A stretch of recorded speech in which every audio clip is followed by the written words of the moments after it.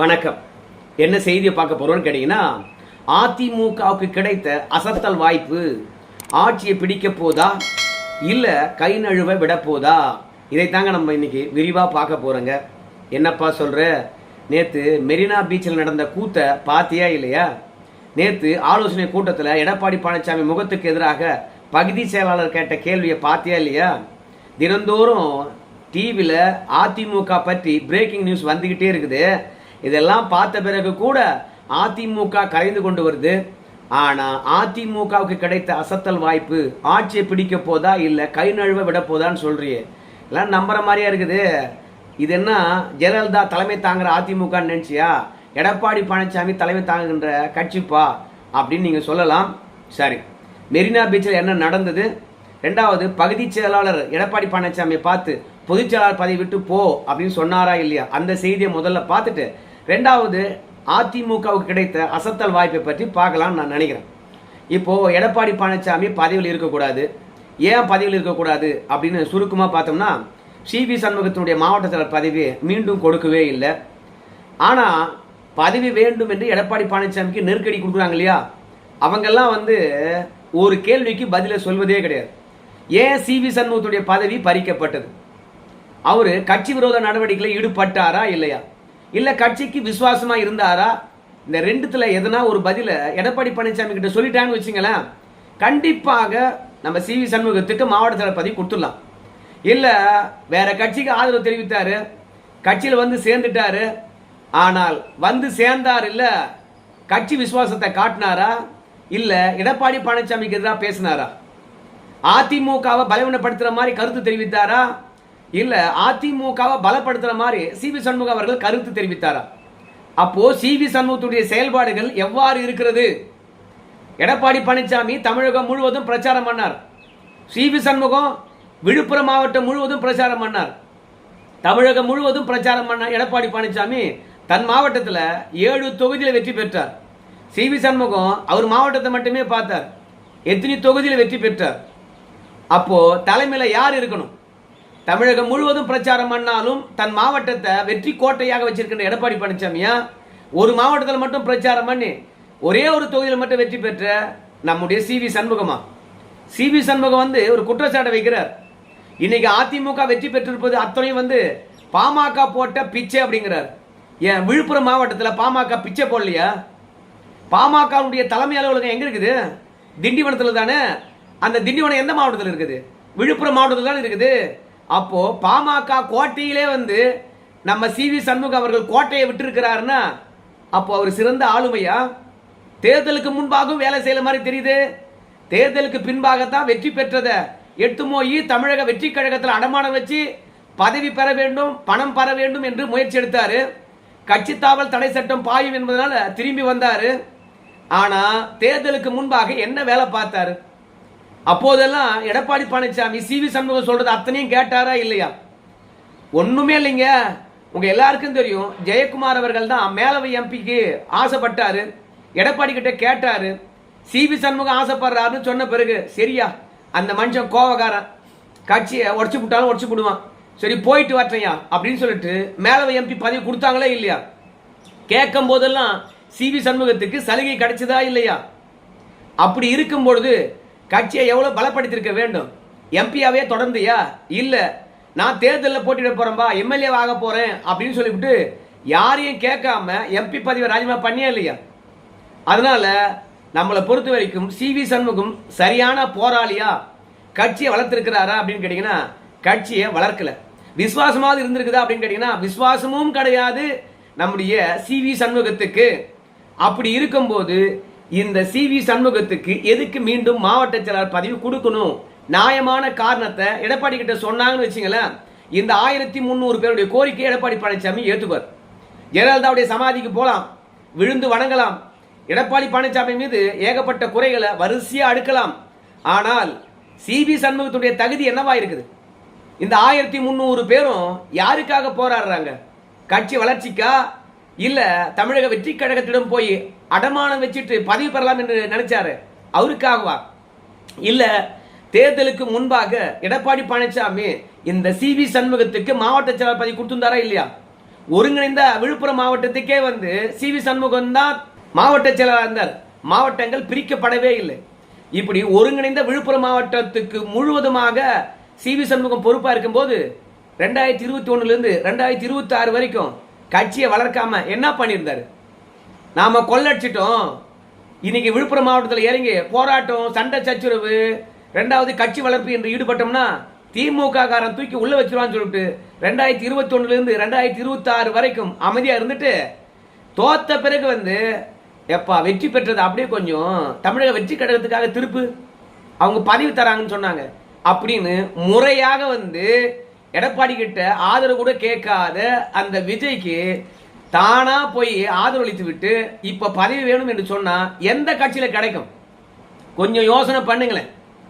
அப்ப இந்த 1300 பேரும் சி.வி. சண்முகத்தினுடைய காசுக்காக கூறாங்களா, கட்சி நல்லா இருக்கணுன்றதுக்காக கூறாங்களா? யாராவது சி.வி. சண்முகத்துக்கு பதவி கொடுக்கணும்னு சொல்லிட்டு அதிமுக கையை உயர்த்த சொல்லு, இந்த 1300 பேரை தவிர. அது மட்டும் கிடையாது, என்னைக்காவது ஆரோக்கியமான ஆலோசனையை சி.வி. சண்முகம் வழங்கியிருக்காரா? அதனால எடப்பாடி பழனிசாமி தப்பு பண்ணிட்டாரு, தோத்ததுக்கு அவரு தான் காரணம் அப்படின்னு சொன்னா ஏதோ ஒருத்தர் மதுரை மாவட்ட ஆலோசனை கூட்டத்தில் பகுதி செயலாளர் ஒருத்தர் எடப்பாடி பழனிசாமி பொதுச்செயலாளர் பதவி விட்டு போகணும் அப்படின்னு சொல்லிட்டு குரல் எழுப்பினாராம். அதுக்கு எடப்பாடி பழனிசாமி எழுந்து கேட்டாராம், ஏன்பா நான் பொதுச்செயலாளர் பதவி விட்டு போனோம்? அதிமுக தோக்குன்ற போதெல்லாம் சரி, நாம வெற்றி பெற்றதை விட குறைவாகத்தான் வெற்றி பெற்றிருக்கின்றார்கள், நாமளே பரவாயில்ல, அப்படி இருக்கும்போது நான் ஏன் வந்து அதிமுக பொதுச்செயலாளர் பதவியை விட்டு போகணும்னு ஆசைப்படுற நியாயமான காரணத்தை சொல்ல. அதிமுக தலைமையில வந்து யாரெல்லாம் வெற்றி பெற்றார்களோ அவங்க தான் பதவிக்கும் பணத்துக்கும் ஆசைப்பட்டுக்கிட்டு தமிழக வெற்றி கழகத்துக்கு போய் ஆதரவளித்தாங்களே அன்றி தோத்தவங்க யாரும் வந்து எடப்பாடி பழனிசாமி சரியில்லை அதனால தான் தோத்துட்டோம், அதனால எடப்பாடி பழனிசாமி பொதுச்செயலாளர் பதவி விட்டு போகணும் அப்படின்னு யாரும் சொல்லல. தோத்தவங்க வெற்றி பெற்றவர்கள் தான் பதவி வெறி கொண்டு பண வெறி கொண்டு தமிழக வெற்றி கழகத்துக்கு ஆதரவு தெரிவித்து விட்டு நாம் எடுத்த முடிவு தோல்வி அடைஞ்சு போச்சு. விஜயை பொறுத்த வரைக்கும் ஆதரவை பெற்றுக்கொண்டார், நமக்கு கேட்டதை கொடுக்கல, அதே மாதிரி சொன்னதையும் நிறைவேற்றவில்லை, துரோகம் பண்ணிட்டான், இவனை நம்பி தவேக்காவுக்கு போக முடியாது, மீண்டும் தாய் கழகமே போலாம் அப்படின்னு வந்த பிறகு இங்க தாய் கழகமும் அவங்களுக்கான வாய்ப்பை மறுக்குது. உண்மையை சொல்லுங்க, வெற்றி பெற்றவன் தானே வந்து தவேக்காவுக்கு ஓடணும். தோல்வி அடைந்தவங்க எடப்பாடி பழனிசாமி மீது குறை சொல்லிட்டு ஓடல, போய் சேர்ந்த பிறகு குறை சொன்னாங்க. ஆனா இவனுங்க எம்எல்ஏ பதவியில் இருந்துகிட்டு அதிமுகவிலையும் இருந்துகிட்டு எப்படி கூடவே இருந்து துரோகம் பண்ணிட்டு இருக்காங்க, அதிமுக பலவீனப்படுத்திட்டு இருக்காங்க. அதனால தான் எடப்பாடி பழனிசாமி தெளிவாக சொன்னாராம், என் தலைமையில் 47 எம்எல்ஏக்கள் வெற்றி பெற்றிருக்கிறோம்பா, ஏன்பா இப்போ நான் பதவி விட்டு போனோம்? 96ல் ஜெயலலிதா அவர்கள் 4 தொகுதியில் தான் வெற்றி பெற்றாங்க, ஆனால் அதற்கு பிறகு எழுந்து வரலையா?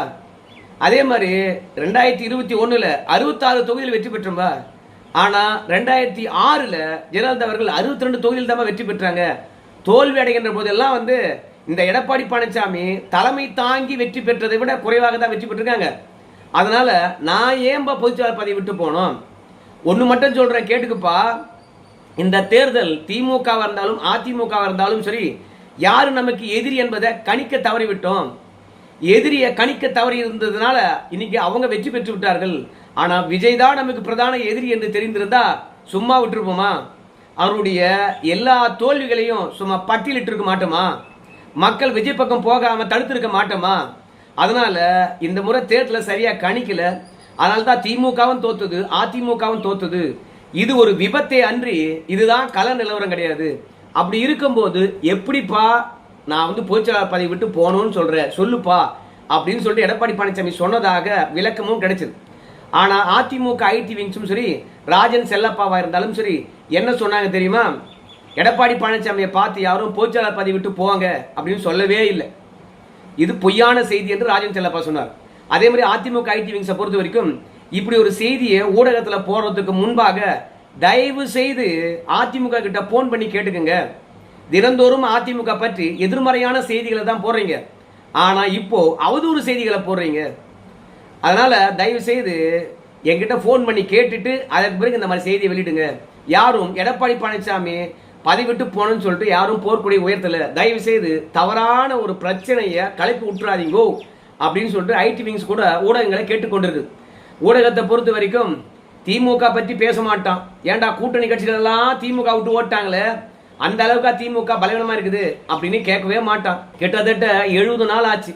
இந்த 70 நாள்ல தமிழகத்துல என்ன மாற்றம் வந்திருக்குது அப்படின்னு சொல்லிட்டு யாருமே கேட்க மாட்டாங்க. ஏன்னா மின் கட்டண குழப்பம், ஒவ்வொரு வீட்டுக்கும் தாறுமாறா பாத்தீங்கன்னா கரண்ட் பில் வந்திருக்குது. கேட்டா அளவீடு எடுப்பதில் பாத்தீங்கன்னா பிரச்சனை. அதனால இந்த முறை கட்டிட்டீங்களா, அடுத்த முறை கழிச்சுக்கிறோம் அப்படின்னு சொல்றாங்க. இன்னைக்கும் பள்ளிக்கூடத்துல புக்ஸ் எல்லா கிளாஸுக்கும் கொடுக்கல. கேட்டா புத்தகமானது அச்சிடப்பட்டு கொண்டு இருக்குது அப்படிங்கிறாங்க. 10வது 12வது மட்டும் படிச்சா போதுமா, மற்ற பசங்க எல்லாம் படிக்கக்கூடாது. அது மட்டும் இல்ல, புதிய பேருந்துகள் வாங்கப்பட்டிருக்குதான், எல்லாம் ஏசியம். சொல்லாம கொள்ளாம பஸ் கட்டணத்தை உயர்த்திருக்காங்க. அதை பற்றி யாராவது கேட்டாங்களா? விவசாயிகள் தண்ணீர் இல்லாம போராடுறாங்க. காவிரியில கர்நாடகாரன் தண்ணி கொடுக்க மாட்டேங்கிறான். அதை பற்றி இந்த அரசாங்கம் என்ன கேள்வி எழுப்பியது? ஸோ சட்டம் ஒழுங்கு சரி பண்ணிட்டாங்களா? இங்க திமுக காரனுக்கு எதிராக நடவடிக்கை எடுக்கிற இந்த தமிழக வெற்றி கழகம் சட்டம் ஒழுங்கை காப்பாற்றுறதுக்காக என்ன பெரிய நடவடிக்கை எடுத்திருக்கு சொல்லுங்க பார்க்கலாம். நேற்று கூட ஒரு மூதாட்டி தூங்கி நிற்கும்போது வெட்டி படுகொலை செஞ்சுட்டு நகையை கட்டிட்டு போயிருக்கான். ஸோ ஆதாய கொலைகள் நடந்துகிட்டே இருக்குது. இணையதளத்தில் ஆபாசங்கள் அரங்கேறி கொண்டே இருக்குது. சிறு பெண்கள் இருந்து குழந்தைகள் இருந்து 90 வயது பாட்டி வரைக்கும் பாலியல் வன்புணர்வுக்கு ஆளாகிறாங்க. அப்படின்னா இந்த அரசாங்கம் எதை தடுத்து நிறுத்தி இருக்குது? ஏதாவது தெளிவான கொள்கை இருக்குதா? நீட்டை ஆதரிக்கிறாங்களா இல்ல எதிர்க்கிறாங்களா? ஏன்னா கரப்பான் பூச்சி ஜனதா கட்சியா, அவங்க நீட்டுக்கு எதிராக போராடிட்டு இருக்காங்க. அதை ஆதரிக்கிறாங்களா இல்ல எதிர்க்கிறாங்களா? இல்ல தொகுதி மறுவரை வரப்போகுது, அதை ஆதரிக்கிறாங்களா எதிர்க்கிறாங்களா? ஏதாவது தெரியுமா? மொத்தத்தில் சிங்கப்பெண் படை என்று போட்டாங்க. அந்த சிங்கப்பெண் படைக்கே போலீஸ் பாதுகாப்பு போட வேண்டிய நிலையில் இருக்கு. ஆனால் தாய் மாமன் சீரு நாய் மாமன் சீருன்னு சொல்லிட்டு தங்க மோதிரம் பரிசு கொடுக்க போறாங்களாம்.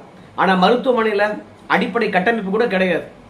பல பேர் அரசு மருத்துவமனைக்கு போகின்ற போது அங்க இருக்கின்ற செக்யூரிட்டி தான் பார்த்தீங்கன்னா அங்க இருக்கக்கூடிய நோயாளிகளுக்கு சிகிச்சை அளிப்பதை நம்மளாம் பார்க்க முடியுது. ஸோ மருத்துவ கட்டமைப்புலாம் க்ளோஸ். தங்க மோதிரம் பரிசு தருவதை விட மருத்துவமனைக்கு ஒவ்வொரு மோதிரம் எப்படியா இருந்தாலும் ஒரு 17,000 ரூபாய்க்கு ஆகுன்னு வச்சுங்க. அந்த 17,000 ரூபாயை ஒவ்வொரு நாளும் அந்த மருத்துவமனைக்கு செலவிட்டாங்கன்னா அந்த மருத்துவமனை சூப்பரா இருக்கும்.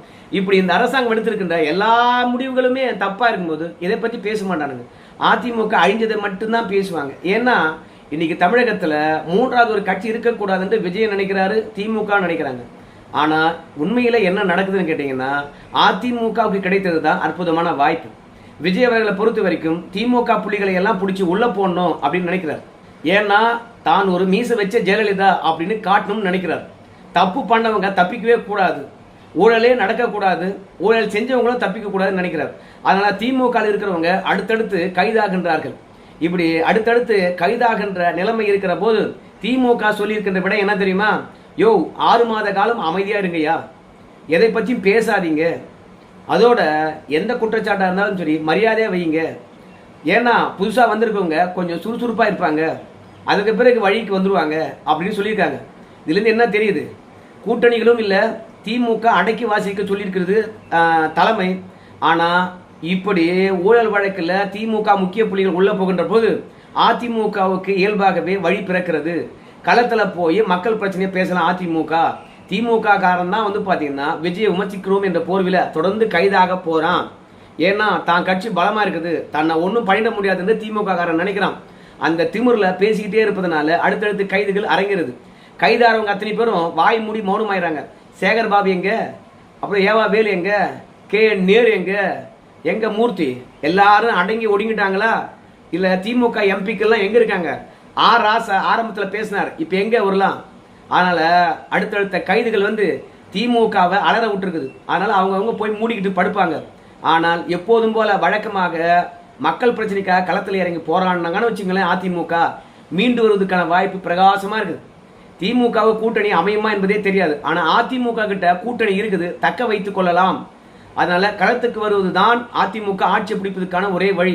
அற்புதமா திமுகவை ஒடுக்கி எடப்பாடி பழனிசாமிக்கு வழி விட்டிருக்கிறாரு நம்ம விஜய் அவர்கள். அதோட திமுக கார ஆபாசமாகவும் அதட்டலாகவும் பேசினா கூட அதிமுக காரங்க கொஞ்சம் கண்ணியமா பேசினாங்கன்னா எந்த விதமான கைதும் அரங்கேறாது. அதிமுக ஈஸியா வளர்க்கலாம்.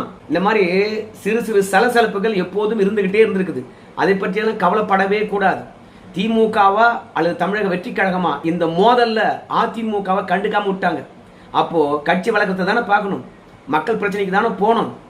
ஆனா திமுக கலைஞர் புகழ் பாடுறதுக்கு பொதுக்கூட்டங்கள், அந்த பொதுக்கூட்டத்தில் விஜயை பற்றி தப்பா பேசுறது, கடைசியில் என்ன ஆகுதுன்னு கேட்டீங்கன்னா கைதுல போய் முடியுது. அதனால வாய் முடின்னு அமைதியா இருக்கிறாங்கப்பா யாரு? திமுக காரங்க. இப்படி விஜய்க்கு பயந்துகிட்டு ஒடுங்கி நிற்கின்ற போது அதிமுக வளர்ச்சியை வேகப்படுத்தலாம், களத்துக்கு வரலாம். என்னை பொறுத்த வரைக்கும் அதிமுகவுக்கு கிடைத்திருக்கின்ற அற்புத வாய்ப்புன்னு தான் நினைக்கிறேன். தவேகா திமுக சண்டைக்கு அதிமுக பலியாக போறதில்லை. கண்டிப்பா எழுந்து வரலாம், பார்க்கலாம். ஊடகமானது அதிமுக எழுந்து வரதுக்கு விடாது. ஆனா அதெல்லாம் தாண்டி எழுந்து வரணும்னா நம்மளை பொறுத்த வரைக்கும் அவங்க 2 பேரும் அடிச்சுக்கிட்டோம், நம்ம போய் மக்கள் பிரச்சனையை பார்ப்போம், கட்சி வளர்ச்சியை பார்க்கணும்னு சொல்லிட்டு எடப்பாடி பழனிசாமி வரணும். வருவாரா? பொறுத்து வந்து பார்க்கலாம். நன்றி.